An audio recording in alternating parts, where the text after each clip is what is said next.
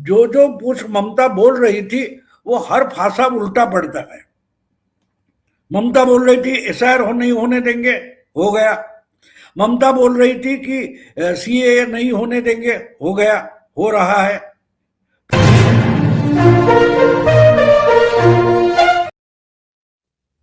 नमस्कार, मैं हूं मनविंदर। आप सभी राष्ट्रवादियों का एमबीएन नेटवर्क में एक बार फिर से बहुत बहुत स्वागत है। मेरे साथ हैं आदरणीय भाऊ तोरसेकर जी। आज बात होगी ममता बनर्जी के लिए, टीएमसी के लिए। अमित शाह ने फाइट बड़ी टफ कर दी है, इतनी टफ फाइट कि ममता बनर्जी ने इससे पहले ऐसा चुनाव फेस नहीं किया होगा।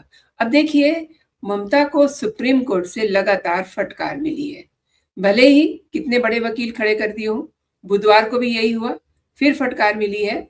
डेस्परेशन का हाल ये है कि अब कह रही हैं लोकतंत्र, लाल किताब, संविधान खतरे में है, चुनाव आयोग बिक गया है, ये बिक गया है, वो बिक गया है, ईवीएम बिक गया है, वोटर बिक गया है। तमाम सारी बातें वो कर रही हैं अपनी चुनावी सभाओं में। इसे समझते हैं आदरणीय भाव से। भाव का स्वागत कर लेते हैं। भाव, बहुत बहुत स्वागत है। नमस्कार। नमस्कार। भाऊ, सबसे पहले तो मैं ये समझना चाहती हूँ और दर्शक भी ये समझना चाहेंगे कि ममता की फाइट बहुत टफ हो गई है। जिस तरीके से ममता अब अपनी चुनावी सभाओं में आरोप लगा रही हैं, बच्चों की तरह शिकायत कर रही हैं, ये नहीं हुआ, वो नहीं हुआ, वगैरह वगैरह, कैसे देखते हैं? क्या ममता को लग रहा है कि जिस तरीके से चुनाव की तारीखों को डिजाइन किया गया है वो एक बड़ा खतरा है, वोटों की लूट खसोट नहीं हो सकेगी? जी भाऊ। कभी कभी क्या होता है कि आपको ओवर कॉन्फिडेंस हो जाता है तो आप गलतियां करना शुरू कर देते हो। ममता की हालत बिल्कुल वही है। पिछले 3 चुनाव जीतने के बाद उसको ओवर कॉन्फिडेंस हो गया था और जिस तरीके से तो कोई ना कोई उसका कार्ड निकालेगा, ये सोचना चाहिए कि अगर हम ये करेंगे तो देखो, पॉलिटिक्स शतरंज के खेल जैसा होता है। जो 64 वो खाने होते हैं उसमें ही आपको खेलना है। आपको इधर उधर जाना पॉसिबल नहीं है अगर शतरंज का खेल जीतना है।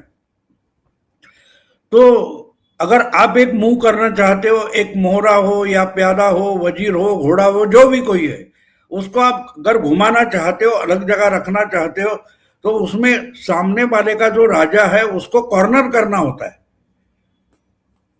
तो आप जो करते हो वो करने के पहले आपको सोचना पड़ता है कि अपने पर्टिकुलर मूव कर ली, एक चाल खेली, तो सामने वाला उसका क्या कार्ड निकालेगा, ये पहले सोचना पड़ता है और बाद में मूव करो। आप मूव करने के बाद सामने वाले के लिए रास्ता खुल जाता है और इसलिए आप मूव करने से पहले सामने वाले की इस पर क्या मूव होगी, वो क्या कार्ड निकालेगा, ये सोचना पड़ता है।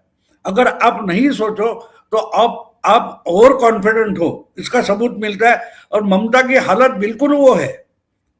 सामने वाला चुपचाप बैठा है, मानो अपने तरीके से बात नहीं कर रहा है। जैसे 5 साल पहले बीजेपी बहुत जोर शोर से गाजे बाजे के साथ चुनाव लड़ रही थी, इस बार अगर बीजेपी एकदम शांत है, एकदम शांत है, तो इसका मतलब इनके दिमाग में क्या चल रहा है ये सोचना जरूरी है अपनी चाल खेलने से पहले। लेकिन ममता ने बिहार के चुनाव के पहले से ही शुरू कर दिया। बिहार विधानसभा चुनाव के पहले बिहार में एसआईआर हो रहा था, तो हमारे यहां हम एसआईआर नहीं होने देंगे, ये कहने की क्या जरूरत थी? अगर वो चुनाव आयोग के लिए वैधानिक अधिकार है तो इसको कोई रोक नहीं पाएगा, ये ममता के वकीलों ने उनको समझाने की जरूरत थी। लेकिन अगर आप वकीलों का नहीं सुनना चाहते और अपनी ही बात वकीलों से बोलकर लेना चाहती है, तो आपको वकील सलाह नहीं दे सकता। और इसलिए जो जो कुछ ममता बोल रही थी वो हर भाषा उल्टा पड़ता है। ममता बोल रही थी एसआईआर नहीं होने देंगे, हो गया। ममता बोल रही थी कि सीएए नहीं होने देंगे, हो गया, हो रहा है। तो हर बात पर अगर आप गलत साबित हो रहे हैं तो छोड़ दो और जो पुराना तरीका है उसी तरीके से आपको चुनाव में लग जाना चाहिए। वो छोड़कर ममता दीदी ये पिछले 6 महीनों से 4 महीनों से सिर्फ कानूनी पैतरेबाजी करती रही, और आज ये हालत हो गई है कि चुनाव दरवाजे पर आकर खड़ा हो गया। अचानक बीजेपी ने टाइम टेबल डिक्लेयर होने के बाद अपना जो मोहरा है शुभेंदु अधिकारी, उसको नंदीग्राम से उठाकर सीधा भवानीपुर में लाकर खड़ा कर दिया कि नंदीग्राम तो लड़ेगा लेकिन यहां भी लड़ेगा। तो जो गेम पिछली बार ममता दीदी खेल रही थी, बस वही चाल इस बार बीजेपी ने खेली है, लेकिन उसकी चर्चा तक नहीं की। तो इसलिए यह जरूरी होता है कि अगर दुश्मन शांत है तो वो ज्यादा डेंजरस होता है। अगर बोलता है तो आपको उसके बोलने से कुछ ना कुछ आइडिया आता है। अब देखो, पिछले 10 महीने से मुझे मालूम है बीजेपी बंगाल के चुनाव के लिए बीजेपी का पूरा केडर लग गया, आरएसएस उसके साथ है, लेकिन बीजेपी क्या कर रही है उसकी खबर तक नहीं है।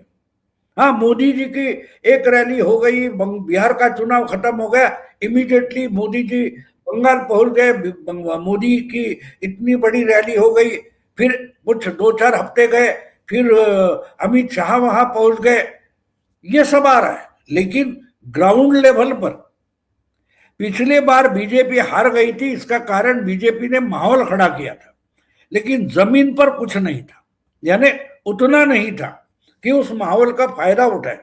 देखो, बारिश आने के बाद आपकी बीज वगैरह होता है, वो फूलता है, अंकुरता है, वगैरह वगैरह होता है, लेकिन बारिश आने के पहले आप जमीन की मशक्कत शुरू कर देते हो।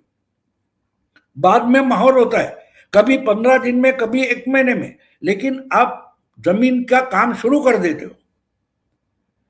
लेकिन पिछली बार यह था कि जमीन पर काम नहीं था, माहौल बनाया और बारिश हुई, तब आपके पास जमीन पर तैयारी नहीं थी।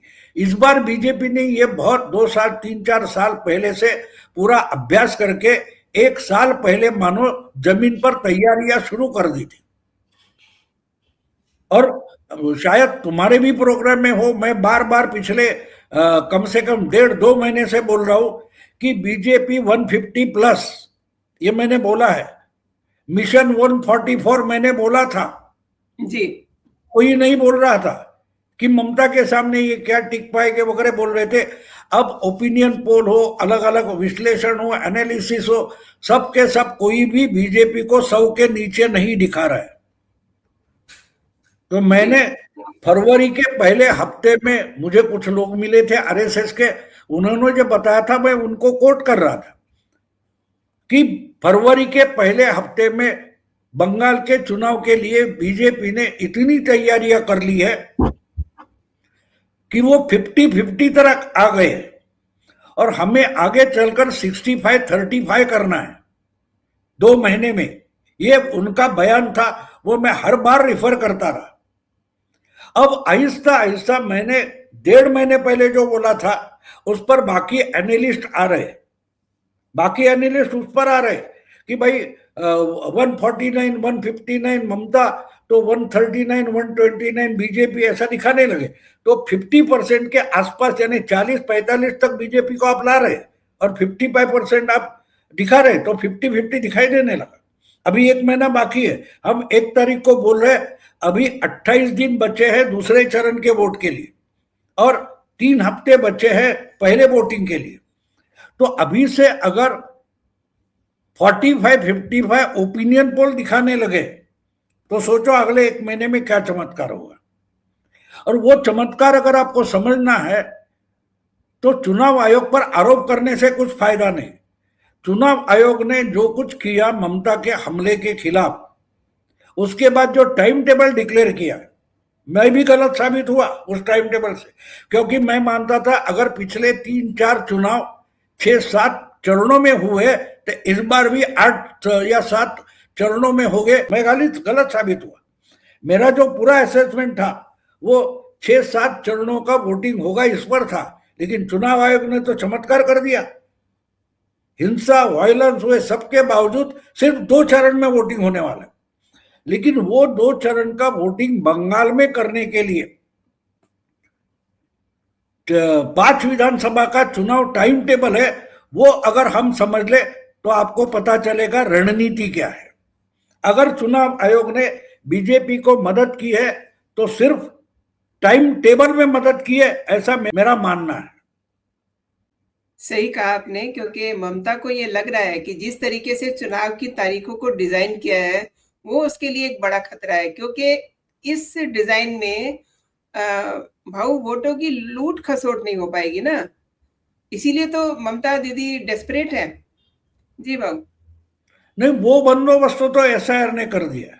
वो बंदोबस्त, आप झूठा वोटिंग नहीं करेंगे, क्योंकि बोगस वोटर अगर कम से कम 70-80 लाख के आसपास काटे गए, और अगर कम राउंड में वोटिंग होगी तो इधर के लोग उधर घुमा के वगैरह करने की बात अलग है, लेकिन उसके लिए स्कोप नहीं रखा है।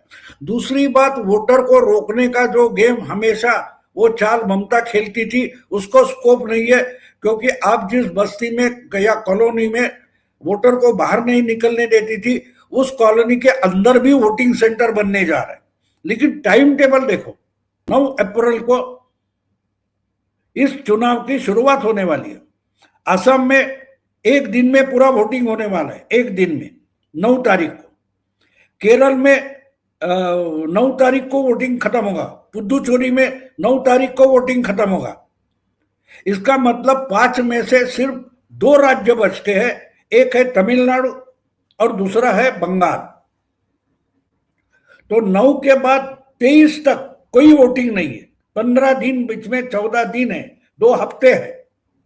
और 23 को पहले चरण बंगाल का और पूरा तमिलनाडु 23 को खत्म हो जाएगा। बंगाल का दूसरा राउंड 29 को होगा।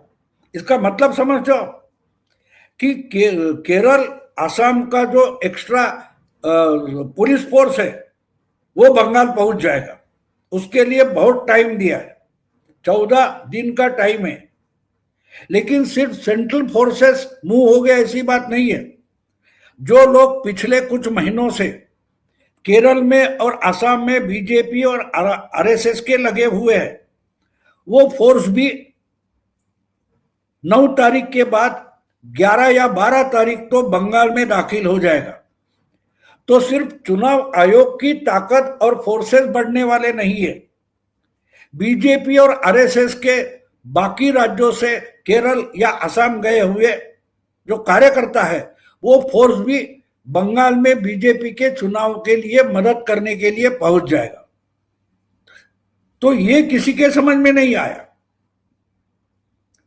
कि जिस ढंग से वोटिंग का टाइम टेबल है, वो टाइम टेबल देखो तो 2 राज्यों में और फैले हुए जो आज बंगाल में है उसकी संख्या में हम देखें तो कम से कम उतनी ही संख्या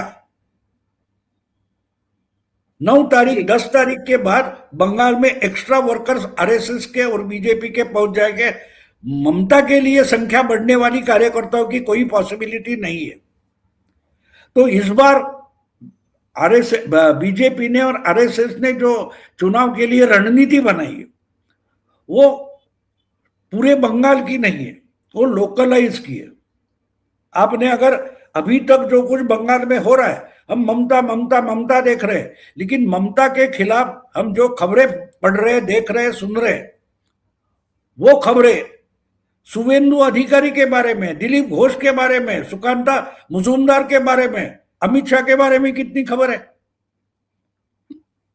मोदी के बारे में कितनी खबर है। हाँ, एक परेड ग्राउंड पर बहुत बड़ी रैली कर दी, मोदी निकल गए, अमित शाह आ गए, प्रेस कॉन्फ्रेंस ली या 2-4 रैली की, निकल गए। लेकिन पूरा बंगाल का चुनाव जो है वो ममता खिलाफ शुवेंदु अधिकारी, ममता के खिलाफ दिलीप घोष, सुकांता मुजुमदार, यानी जो पिछली बार बड़ा ड्रामा ममता ने किया था बंगाली और बाहरी, ममता जी जान से लगी है कि ममता बनाम मोदी ऐसा होना चाहिए, ममता बनाम अमित शाह, वो बीजेपी ने इस बार होने नहीं दिया। दूसरी बात है कि अलग अलग तरीके से जो ओपिनियन पोल आ रहे हैं उसमें आंकड़े क्या दिखाए रहे वो छोड़ दो, डेटा देखो। तो मैंने जो 2 वोटर ओपिनियन पोल देखे उसमें एक मुझे बड़ा दिलचस्प लगा कि एसआईआर के बारे में पूछा गया तो 66% लोग बोलते हैं कि एसआईआर होना चाहिए था, एसआईआर ठीक ढंग से हुआ है, एसआईआर ने बहुत बढ़िया काम किया है। तो ये 66% क्या बोल रहे हैं कि ममता गलत बोल रही है। हमको वो डेटा जो सीट दिखाते हैं कन्वर्ट करके या वोटिंग परसेंटेज दिखाते हैं, सिर्फ वो नहीं दिखाना है, देखना है ना, समझना है। समझने की बातें डेटा में छुपी होती है। शायद ओपिनियन पोल करने वाला वो बात नहीं पकड़ पाया है, तो हमको पकड़नी चाहिए जो चुनाव समझना चाहते। अगर 66% ओपिनियन पोल में लोग बोल रहे कि एसआईआर होना जरूरी था, ये रूटीन था, 2003 के बाद एसआईआर हुआ ही नहीं था, तो जो वोट काटे गए जिसके बारे में ममता पिछले कुछ महीनों से रो रही है, वो लोगों को अपील नहीं हो रहा है, क्योंकि उसका रिफ्लेक्शन हमको ओपिनियन पोल के डेटा में दिखाई देता है। 66% लोग बोलते हैं कि एसआईआर होना चाहिए था।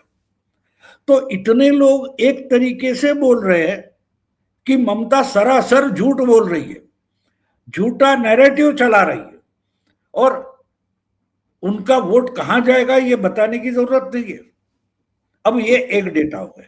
दूसरा डेटा भी समझ लो कि आपका वोटिंग प्रेफरेंस क्या है। वो बोलते हैं कि डेवलपमेंट हमारा वोटिंग के लिए प्रेफरेंस है, अनएम्प्लॉयमेंट हमारा प्रेफरेंस है। तो डेवलपमेंट का जो एजेंडा है, नैरेटिव है, वो बीजेपी का है। बेरोजगारी की समस्या ममता की सरकार से, तो ये दोनों मिलाकर देख लो। अब उसके आगे और एक डेटा इंपॉर्टेंट मैंने उस वीडियो ओपिनियन पोल में देखा कि बहुत सारे ओपिनियन पोल मैं पिछले 30-40 साल से देख रहा हूं, समझने की कोशिश कर रहा हूं सेफोलॉजी। तो उसमें एक होता है कि भाई 45% टीएमसी को वोट मिलेंगे, 40% बीजेपी को मिलेंगे, 2-3% कांग्रेस को मिलेगी, 2-3% इसको मिलेंगे, वगैरह वगैरह। और अनडिसाइडेड 7% है, अनडिसाइडेड 3% है, अनडिसाइडेड 11% है।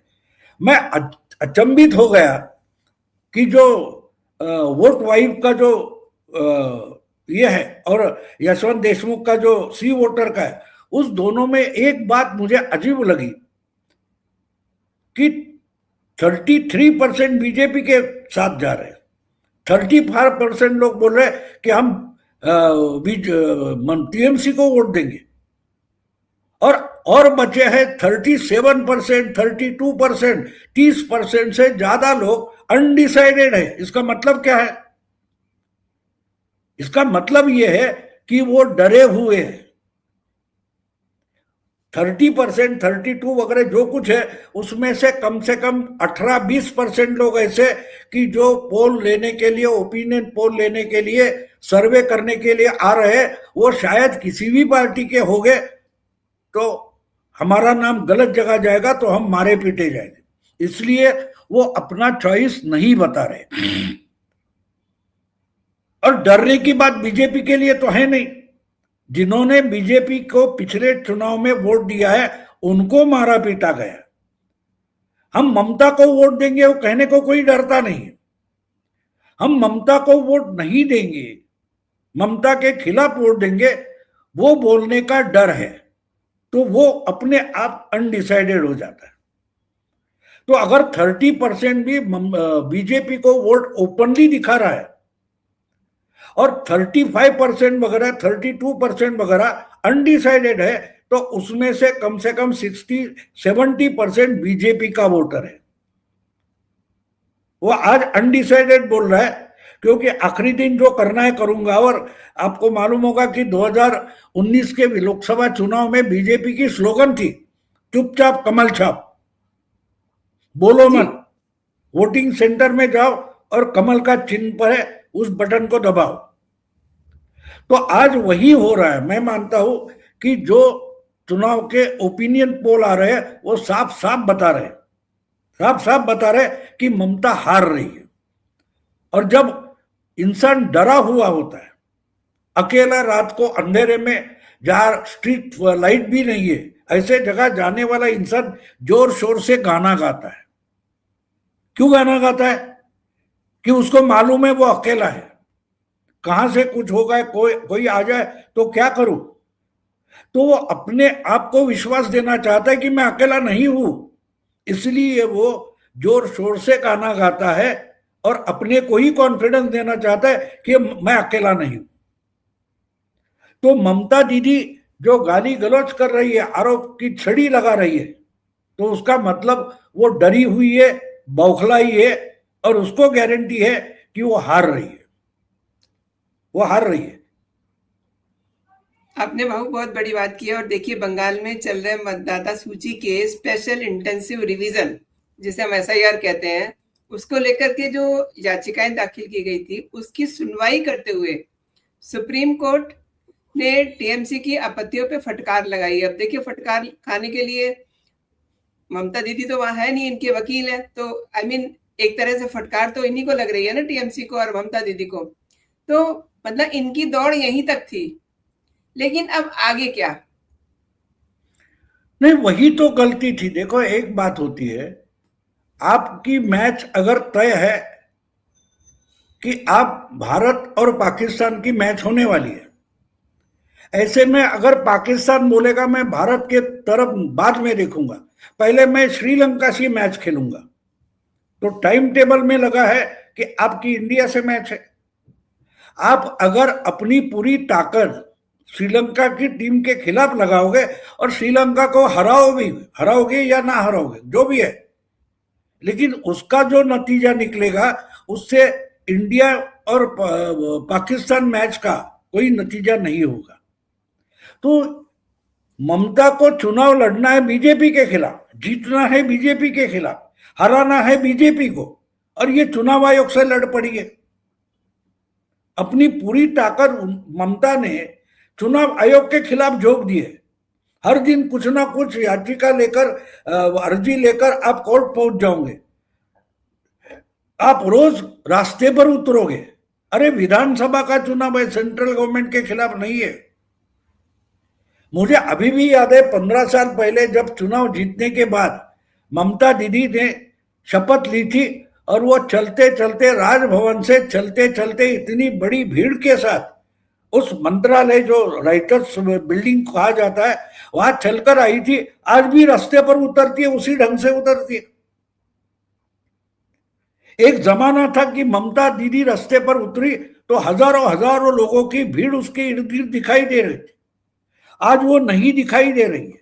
हाँ, कैमरे में हम भीड़ देखते हैं, लेकिन वो भीड़ में उतनी डेंसिटी नहीं दिखाई देती जो ममता को सपोर्ट करने के लिए लोग रास्ते पर उतरते थे।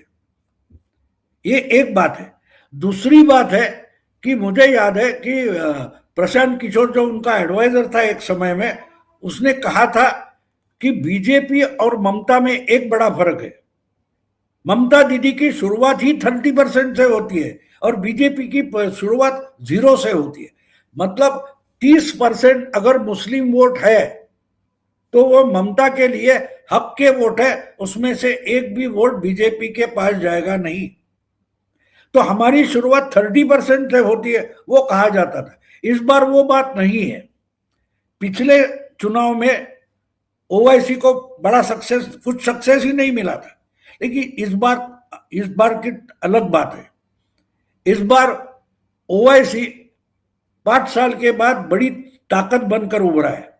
महाराष्ट्र में उसने मानो शरद पवार की और राज ठाकरे की पार्टी से भी ज्यादा कारपोरेशन के चुनाव में वोट पाए, सीटें पाई है।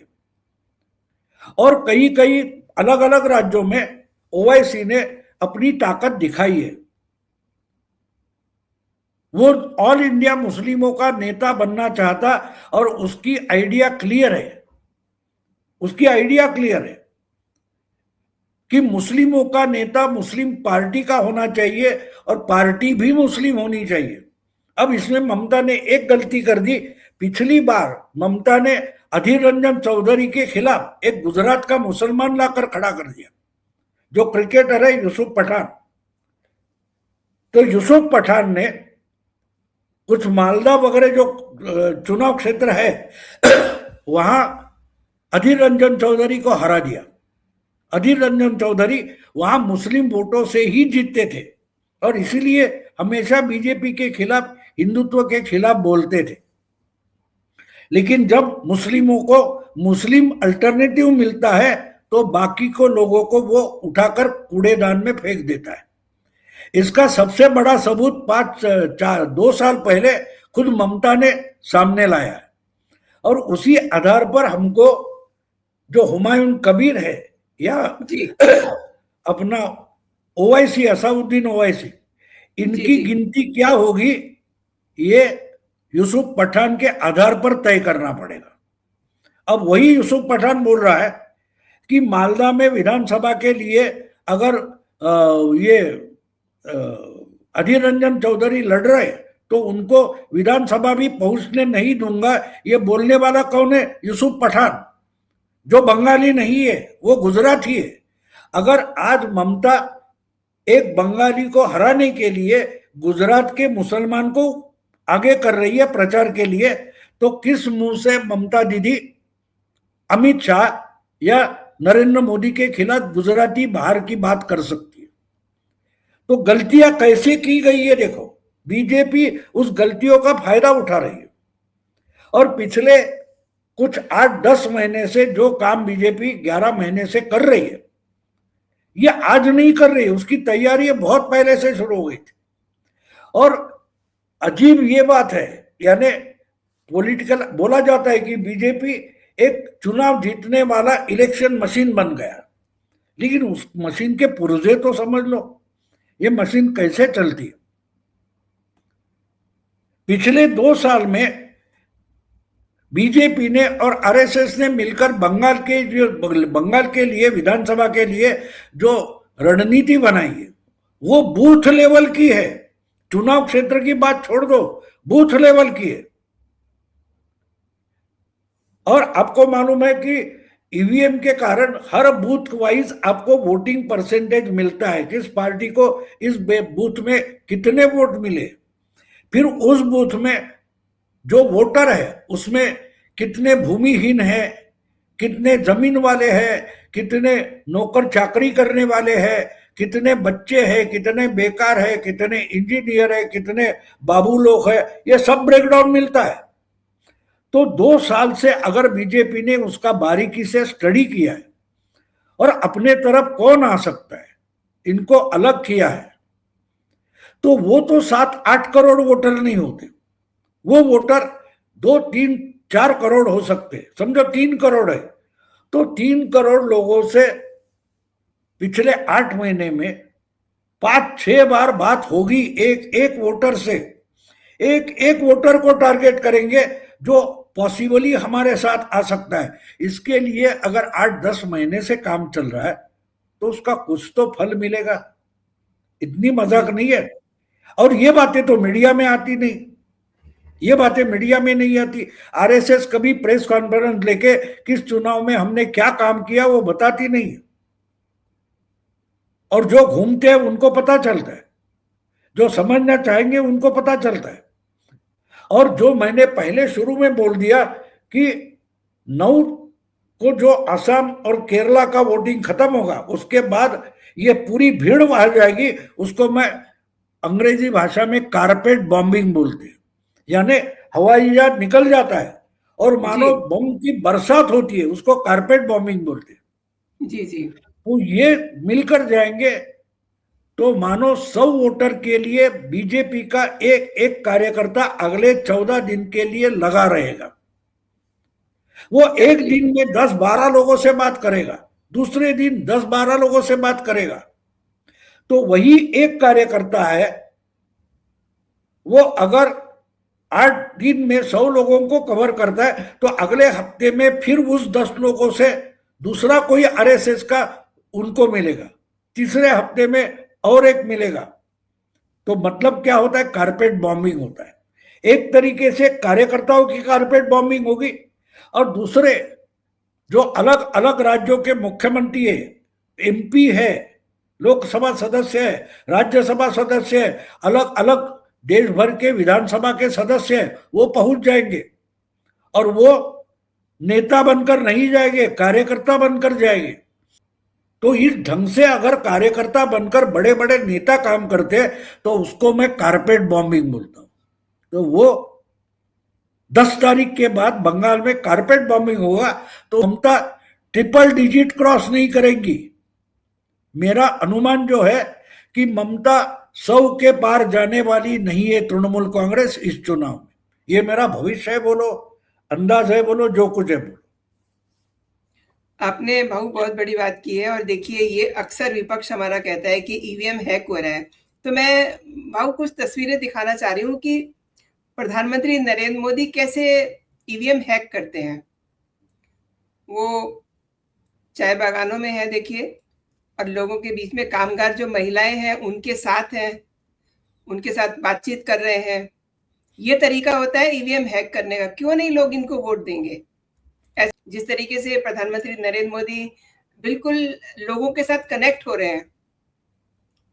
जो वो महिलाएं पत्ते काट कर चाय की पाउडर बनाएगी, जी, उसको चाय बनाकर बेचने वाला प्रधानमंत्री, कनेक्शन समझो। जी, जी, ये अजीब कनेक्शन। बिल्कुल।